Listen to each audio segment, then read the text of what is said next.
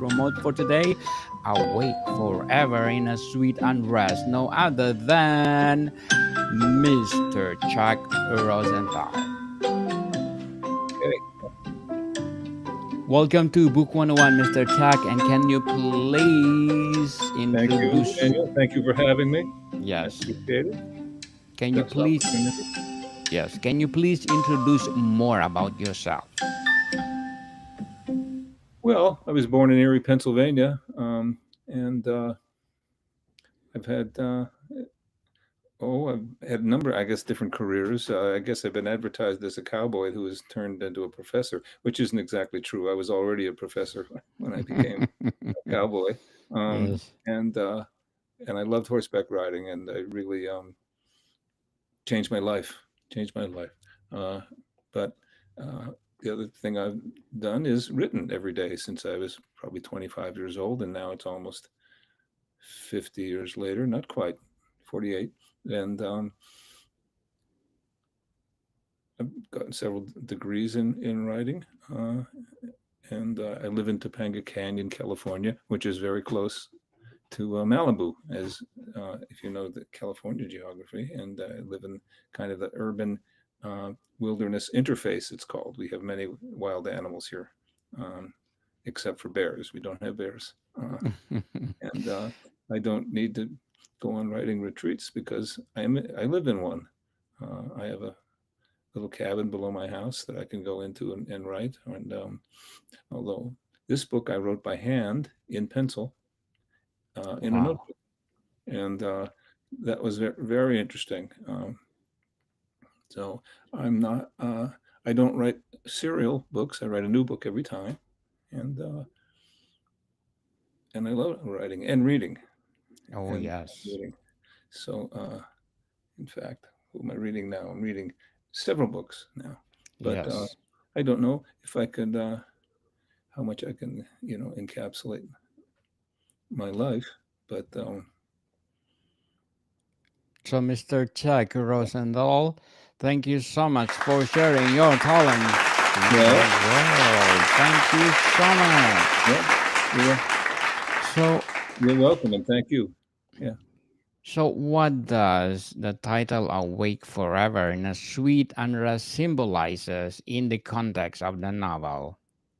Well, um, when I started researching this book, briefly, if you read all of Keats's poems, and the last poem in his collection, um, Yes. I think Bright Star, it is, and it it's the third from last line. And when I came upon that line, "Awake forever in a sweet unrest," I wrote it down and wrote this book. That's so it kind of describes. It's a line from Keats, and it's a kind of one of the ways in which it describes negative capability. Keats believed that you have to rub out, take away everything, and when you get to that deep, empty space between you, that's where creativity occurs. So and I am a romantic writer. I am not a realist writer, and this is a book about the ghosts of the romantics. So Keats was certainly not, if not awake forever, but awake eternally. Right? He's a great poet. Um, so I was in England, and waking up in the middle of the night and watching buses and reading William Blake, who's a tremendous um, romantic poet, and I was so inspired that I began, when I returned, reading all of the romantics. I read mostly Coleridge, William Coleridge, John Keats, um, Percy Bysshe Shelley, Mary Shelley, of course, who wrote Frankenstein at age 19. Yes. Amazing thing, and Lord Byron. And then I read their biographies, and I became inspired to write a book about them. The question was how, and that's when I came upon the idea of Beatrice, someone who was a high school dropout, taking an internship at the Center of Poetry in West Los Angeles, at least in Venice Beach, beyond Baroque. and she takes an unpaying job as an intern uh, for the Poetry Center, and they have just discovered a basement library behind their building. They want to find out what's in there, but the problem is anything that goes in there, no technology works, no phones, no computers, no flashlights, nothing works, because this is a ghost story. And that's what young women do. They go into places defenseless without a way of communicating. A ghost, someone appears to her there in the library and introduces herself as Mary Godwin Wollstonecraft Shelley. She's the author of Frankenstein and the daughter of Mary Wollstonecraft, a very early and profound feminist. And her father, William Godwin, was a leading philosopher in England in the early 19th century. And Mary proceeds to send Beatrice down aisles and aisles of books. There's a Keats aisle, Percy Bysshe Shelley aisle, and a Lord Byron aisle. And she does, and so when she does, she's transported in front of these other lives and their times. So some people might think that there's time travel in this book, and there's really,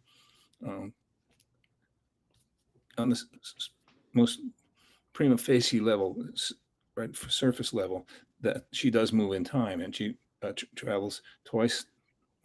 She meets Keats, Shelley, Byron, and goes back again, Keats, Shelley, and Byron, and she has to return home and deal with the fact that to her boss that she's not coming up with anything about what's going on down there, except for these stories that she's had with each of these amazing writers who were the rock stars of their time, and Byron in particular.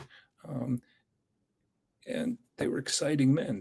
They lived for poetry, and they lived for adventure. They hunted and sailed,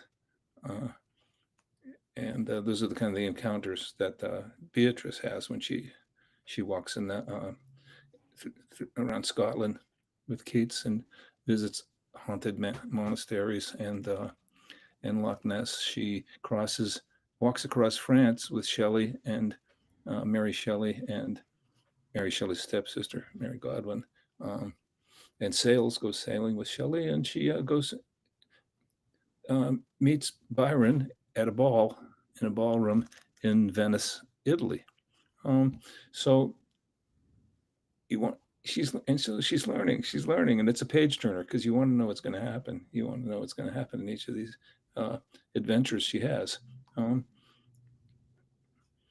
So it was in that way. It was I could read with these biographies and books of poems at my feet, and just draw from them. And as my brother, who is a painter, says, you study everything and then you paint with your hands, and that's how I feel. I write with my hands, and I wrote this in pencil with my hands, which compared to computer, it's a really good thing, because when you decide to go back to the computer, you've got to translate what you wrote, and things change.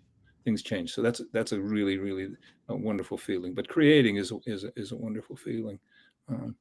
So this is a book about the imagination, and what a pleasure the imagination is. It's interesting. I stay up late with my life partner and talking and listening to jazz, I suppose, mostly. And we were talking about the infinity last night. And we were talking about science, trying to explain it. And I follow pretty closely. I read astronomy magazines and cosmology. And it seems the more we find out, the less we know. And it's a very interesting time. And she turns to me and says, well, there's only one way to explain it: the imagination. And that's what, of course, the Romantics believed, is the truth came from the heart and the imagination. And that's what happens in this book. Yes. So, Mr. Chuck, how does the book balance themes of love and personal growth? How it does, I'm sorry. How does the book balance themes of love and personal growth? Things of love Yes. and passionate. Um, well, each of these situations, these are very romantic men and loving men, and Keats maybe aside. Shelley was pretty indiscriminate in his love affairs, and he certainly was making love to Mary Shelley and her sister at the same time. And Byron was notorious. He uh, made love with many people, men and women, and even young men. Um, so it's different than romantic writing is different than romance, right? It's not, even though there's a lot of romance in this book, because Beatrice asked, these men are very, very sexual and sensual and exciting, and she's a 19-year-old from the 20th century and trying to decide whether to how to cross that line, or whether that line has should be crossed or already has been crossed. And she's drawn to these people, and that's why she goes back. She goes back to the library again and again and again. We seem to say it 6 times. Actually, there's a 7th time, but that's at the end, and I'm not going to give that away. Uh, so, So, Mr. Chuck, what drives the central conflict in the story? whether she should continue. Hmm. I think that central conflict for her is whether she should continue going back, and she decides continually. And I think that the reader senses that and cares about what happens to her, and she's learning a lot. So the reader experiences that feeling. Should she go back? Should she go back? And I think the reader, wants her to, even though at times she's reluctant. She's not a literary person. She's curious, frightened, brave, all of those things. And that I think would be the major conflict. It's about So, love, and it's about whether to actualize love. so, Mr. Chuck, how does the novel build tension and resolve it? Well, one of the things that happens to her on an adventure, she goes to Brighton, where she attends a boxing match that Keats was a boxer, and he gambled on boxing, and there's a brawl there, and a man protects her, who is the Frankenstein monster. Now she doesn't know that. Of course, this is a crossover now from these ghosts to, of course, a fictional character, Frankenstein. But so that becomes part of the resolution, because Frankenstein is made out of the dead parts of other men, and he is trying to kill himself. And when he appears 200 years later in Venice, California, he's driving the bulldozer that the trustees of the organization Beyond Baroque decided to bulldoze that library, because it's worthless and it's no good. And she's standing between the bulldozer and the library, and the person driving that bulldozer is the Frankenstein monster. So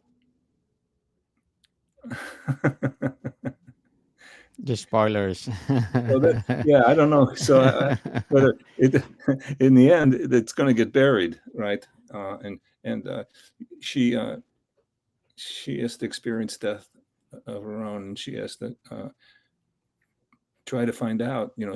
Each of these men died very young, and in her second time back, she tries to save their lives, and she fails. And I think that's a kind of resolution. And at the very end, of the book after her own father dies, and after the seller has been buried. She's going to run into the Frankenstein monster again, and that's who is asking her to resolve his Some, conflict.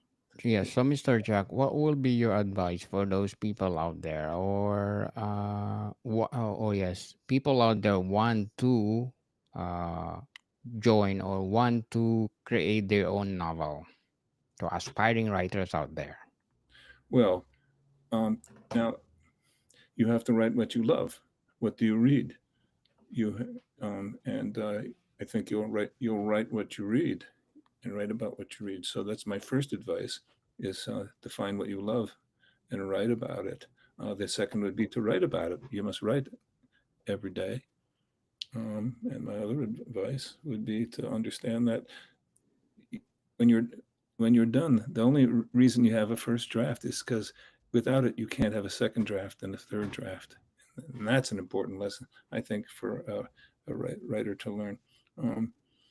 And so let the if you love what you're writing, the reader will feel your drive, but you also have to take the time and learn how to write and keep writing. My first three novels were unpublished, did not get published, but I did not give up.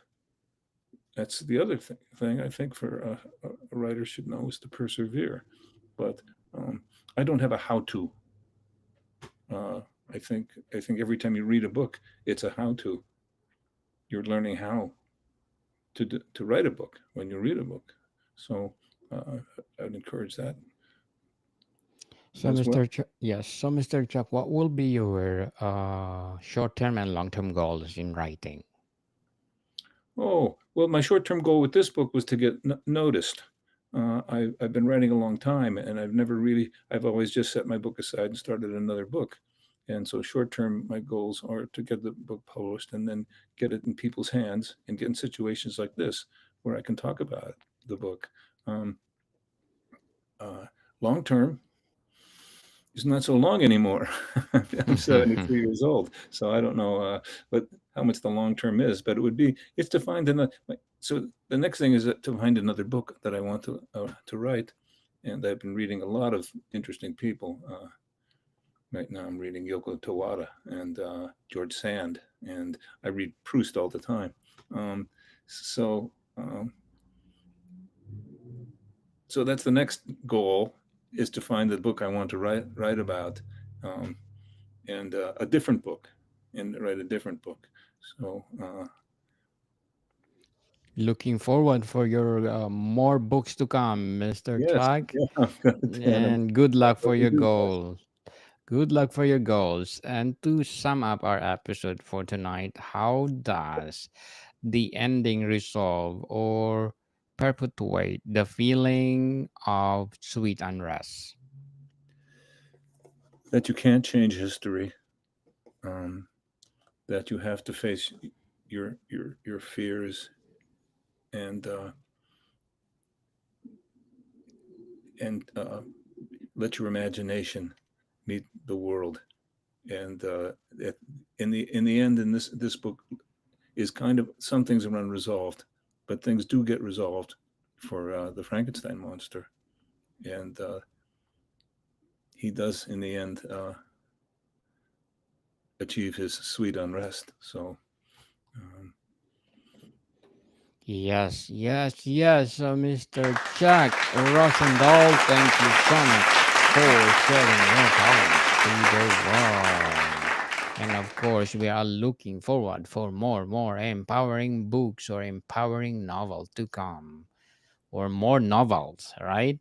So, yes, Mr. Chuck, can you please invite our listeners to support all your books? to support you, absolutely. 10, right? Yes, Yes. So, 101 Curiosity 101, and read. I hope you read. yes, read. People, let's support Mr. Chuck Rosendahl. It's Thank you. available on Amazon and where books are sold. Yes, and right. You can or go to my website, chuckrosenthal.com. .com. Yes, available there. Yes, people, let's support again Mr. Chuck Rosendahl because if you support him, as I said, more award-winning piece to come, award-winning novels to come, and for sure, Mr. Chuck will provide more books. So, Mr. Chuck, thank you for your time. Thank you, Daniel. A nice time. Thank you very much. More to come, people. See you soon.